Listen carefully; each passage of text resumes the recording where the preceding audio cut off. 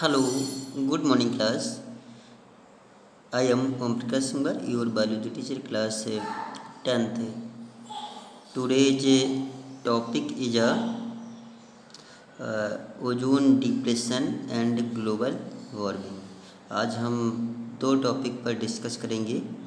ठीक है, पहला हम डिस्कस कर रहे हैं global warming. Okay, global warming क्या होती है? मतलब डिफरेंट ह्यूमन एक्टिविटीज़ के through increase the temperature of environments. Human activities के थ्रू डिफरेंट टाइप की हार्मफुल गैसेस रिलीज होती हैं और जिससे इन्वायरमेंट्स का टेम्परेचर इंक्रीज होता है। ठीक है, और क्या होता है? ग्लोबल वार्मिंग होती है। ठीक है, तो सबसे पहले हम ये देखते हैं कि इन्वायरमेंट्स का टेम्परेचर कितना होना चाहिए। Global warming, the average global temperature is 15 degree Celsius. हम जानते हैं कि जो ग्लोबल वार्मिंग का जो एवरेज टेम्परेचर होता है 15 डिग्री सेल्सियस।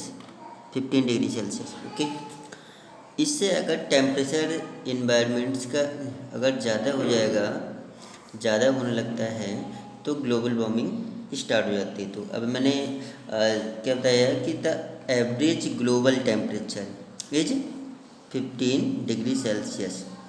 तो इसको मेंटेन करने के लिए इन्वायरमेंट्स कैसा होना चाहिए? क्लीन होना चाहिए और मतलब पॉल्यूटेड नहीं होना चाहिए। ठीक है, जिससे मतलब आजकल ग्लोबल वार्मिंग ज़्यादा होती जा रही है, हार्मफुल गैसेस ज़्यादा रिलीज होती जा रही हैं, जिससे इन्वायरमेंट का टेम्परेचर मैक्सिमम होता जा रहा है। ठीक है, तो हार्मफुल गैसेस की बात कर रहे हैं जिससे टेम्परेचर ज़्यादा इंक्रीज होता है, राइज होता जा रहा है। ठीक है, हार्मफुल गैस, तो हार्मफुल गैसेज ये रिलीज़ किससे होती हैं? डिफरेंट ह्यूमन एक्टिविटीज़ के थ्रू। जैसे वेस्ट मटेरियल, हाउस का वेस्ट मटेरियल होता है, इंडस्ट्री का वेस्ट मटेरियल होता है, काव डंग होता है, या फिर डिफॉरेस्टेशन होता है। ठीक है, तो जैसे पेस्टिसाइड्स है, इंसेक्टिसाइड्स है, जितने भी केमिकल्स हैं, तो इनसे मतलब डिफरेंट टाइप की हार्मफुल गैसेज रिलीज होती हैं और टेम्परेचर भी इंक्रीज होता है इन्वायरमेंट्स का, और इन्वायरमेंट इफेक्टेड होता है, टेम्परेचर राइज होता है और ग्लोबल वार्मिंग स्टार्ट होती है। ठीक है, तो एवरेज टेम्परेचर कितना बताया मैंने? 15 डिग्री सेल्सियस। ओके, इतना एवरेज टेम्परेचर होना चाहिए ग्लोबल वार्मिंग का। इससे इंक्रीज हो जाएगा, ज़्यादा हो जाएगा तो ग्लोबल वार्मिंग स्टार्ट हो जाती है। तो मेन गैसेज या जो हार्मफुल गैसेज होती हैं, सबसे पहले हम बात करते हैं कार्बन डाइऑक्साइड, CO2। ठीक है, कार्बन डाइऑक्साइड ये, और मीथेन हो गया,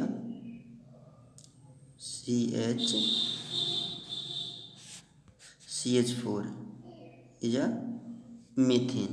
ठीक है, इन्वायरमेंट में वाटर वेपर्स होती हैं, water vapours,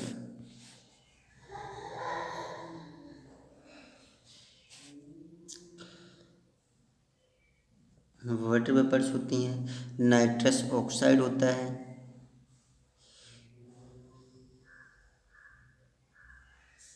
nitrous oxide, nitrous oxide and chlorofluoro carbon, CFC हम जिसे कहते हैं, CFC। तो ये इन्वायरमेंट्स में हार्मफुल गैसेज होती हैं, इंक्लूडिंग सल्फर डाइऑक्साइड, SO2। ठीक है, तो कार्बन डाइऑक्साइड हो गया, मीथेन हो गया, वाटर वेपर्स हो गई, नाइट्रस ऑक्साइड हो गया, CFC हो गई, इंक्लूडिंग सल्फर डाइऑक्साइड। तो these are all gases are harmful presents in environments these gases created by their different types of human activities, ठीक है, and cause the pollute the environments. तो ये pollution create करते हैं, pollution cause करते हैं environments को। और जिस इन्वायरमेंट्स पार्ट्स में ये सारी गैसेस प्रेजेंट्स होती हैं और उसे ग्रीन हाउस गैसेस कहते हैं। इन सारी गैसेस को ग्रीन हाउस गैसेस कहते हैं, और जहाँ पर ये गैसेस होती हैं उन्हें ग्रीन हाउस इफेक्ट भी कहते हैं, ठीक है, ग्रीन हाउस इफेक्ट। तो इन्वायरमेंट्स में हम देखते हैं मेन गैसेज जो होती हैं, मान लीजिए जो इन्वायरमेंट्स है,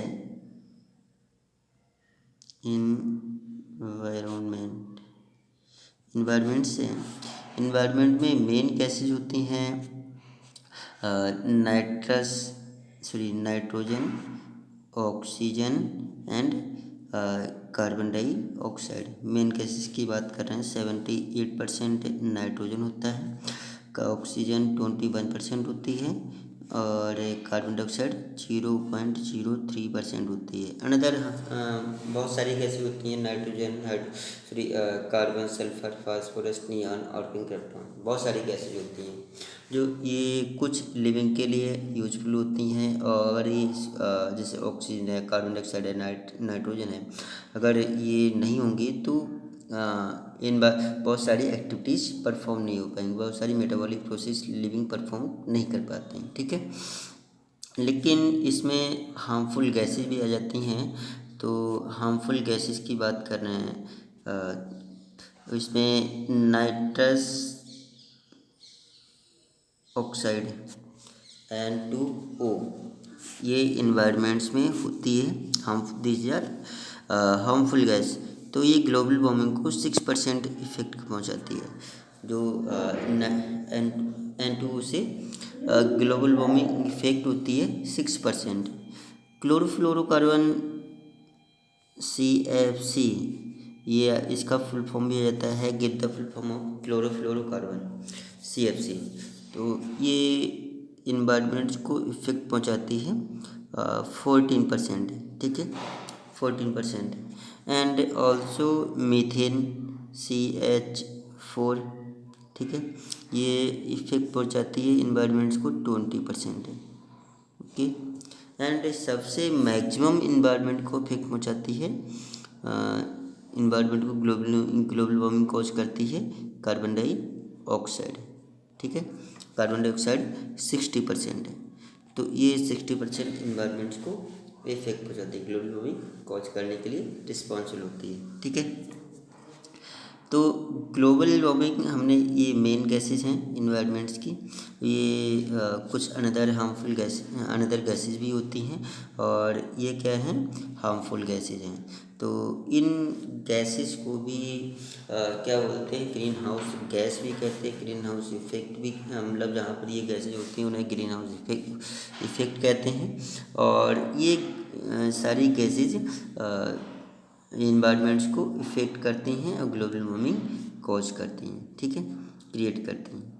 तो global warming is the increase in average global temperature. तो मतलब जो ग्लोबल टेम्परेचर होता है 15 डिग्री से टेम्परेचर होता है, उससे इंक्रीज हो जाता है due to increase in amount of greenhouse gases in the earth atmosphere, ठीक है। जब तक ये ग्लोबल टेम्परेचर कितना होता है, एवरेज होता है 15 डिग्री टेम्परेचर, ठीक है, 15 डिग्री टेम्परेचर डिग्री सेल्सियस होता है, और इससे ज़्यादा इंक्रीज हो जाता है। तो इंक्रीज कब हो जाता है, due to these harmful gases. तो इन हार्मफुल गैसेज के बेस पर ये इन्वायरमेंट्स का टेम्परेचर इंक्रीज हो जाता है, अर्थ का टेम्परेचर इंक्रीज हो जाता है, और जिससे ग्लोबल वार्मिंग कॉज जाती है, क्रिएट होने लगती है। तो मैंने अभी बताया, जो कार्बन, सबसे पहले हम देखते हैं कार्बन डाइऑक्साइड। जो कार्बन डाइऑक्साइड होती है, कार्बन डाइऑक्साइड से सबसे ज़्यादा मतलब वो ग्लोबल वार्मिंग कॉज होती है। तो कार्बन डाइऑक्साइड रिलीज किससे होती है, bye their process of combustion.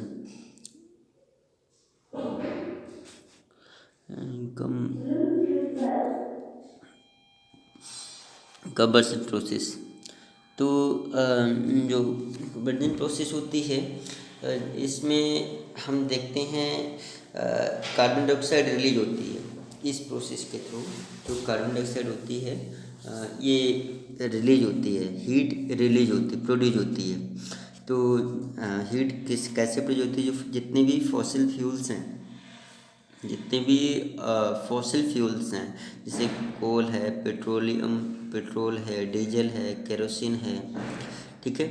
तो ये सभी फॉसिल फ्यूल्स हैं, इनको हम जब जलाते हैं, लाइक मान लीजिए कोल, ठीक है, ऑयल में आ जाएगा पेट्रोल, डीजल, केरोसिन, ठीक है।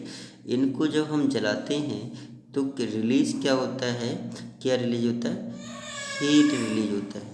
क्या रिलीज होता है? हीट। और हीट का सिंबल ये होता है। और हीट जिस केमिकल प्रोसेस में हीट रिलीज होती है, उस प्रोसेस को क्या बोलते हैं? कंबशन इक्वेशन या कंबशन रिएक्शन। तो हम घरों में लकड़ी जलाते हैं, वुड, और जो अंदर फैक्ट्रीज होती हैं, भट्टे होते हैं, ईंट के भट्टे, तो उनमें लकड़ी जलाते हैं, ज़्यादा अमाउंट्स में हीट रिलीज होगी, ठीक है। तो वहाँ पर ग्लोबल वार्मिंग कॉज होने की संभावना रहती है। वोल्केनिक के जो इरप्शंस होते हैं, डिफॉरेस्टेशन होता है, तो इनसे कार्बन डाइऑक्साइड इंक्रीज होती है, कार्बन डाइऑक्साइड लेवल इंक्रीज होता है और ग्लोबल वार्मिंग क्रिएट होती है, ठीक है। इसमें सेकंड हम बात करते हैं क्लोरोफ्लोरोकार्बन, CFC। तो क्लोरोफ्लोरोकार्बन भी 14% ग्लोबल वार्मिंग कॉज करने के लिए रिस्पॉन्सिबल होती है, 14%, ठीक है। तो main source of chlorofluorocarbon, CFCs, are refrigerator. ये रिलीज किससे होती है? From their refrigerator and air conditioner. जो AC हम लगाते हैं उससे रिलीज होता है। एंड जो प्लास्टिक फोम्स होते हैं, एरोसोल्स होते, chemicals present in air as fine liquid droplets. तो जितने भी केमिकल्स होते हैं जो एयर में प्रेजेंट्स हो जाते हैं, उनसे भी CFC रिलीज होता है। इमिट इन जेट इमिशन, जो जेट विमान होते हैं उनसे भी ये CFC रिलीज होता है, ठीक है। तो these are responsible for 14% of global warming. तो ये 14% ग्लोबल वार्मिंग करने के लिए रिस्पॉन्सिबल होते हैं। And CFC are mainly responsible for ozone depletion. जो ये CFC होती है, ओजोन डिप्लेशन करने के लिए भी रिस्पॉन्सिबल होती है, ठीक है। अब एंड ऑल्सो जो मीथेन होती है, नेक्स्ट क्या है? Methane, CF methane. About 40% methane जो होती है, 40% of methane is produce from जो स्वैम्प्स होते हैं, वेटलैंड्स होते हैं, पैडी फील्ड्स होते हैं, गट्स होते हैं, बफेलोज, काव डंग वगैरह जो होते हैं, लाइव स्टॉक लाइक शीप्स होते हैं। तो इन सभी से जो हार्मफुल गैसें रिलीज होती हैं और इससे ग्लोबल वार्मिंग कॉज होती है। ऑल्सो देयर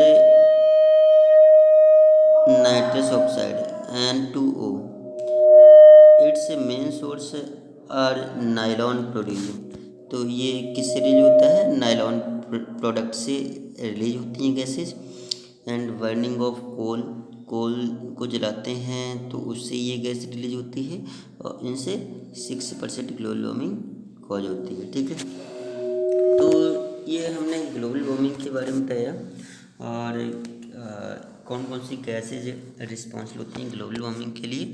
और ये इनसे बहुत सारे इफ़ेक्ट भी होते हैं। जब टेम्परेचर राइज होता है तो ग्लेशियर्स भी होते हैं वो पिघलने लगते हैं और मतलब हमारा जो इकोलॉजिकल जो डिस्टर्बेंस हो जाता है जितने भी ट्रैफिक लेवल होता है या फिर फूड चेन होती है, फूड वेब होता है, उनमें बहुत सारे इफेक्टेड हो जाते हैं, डिफरेंसेस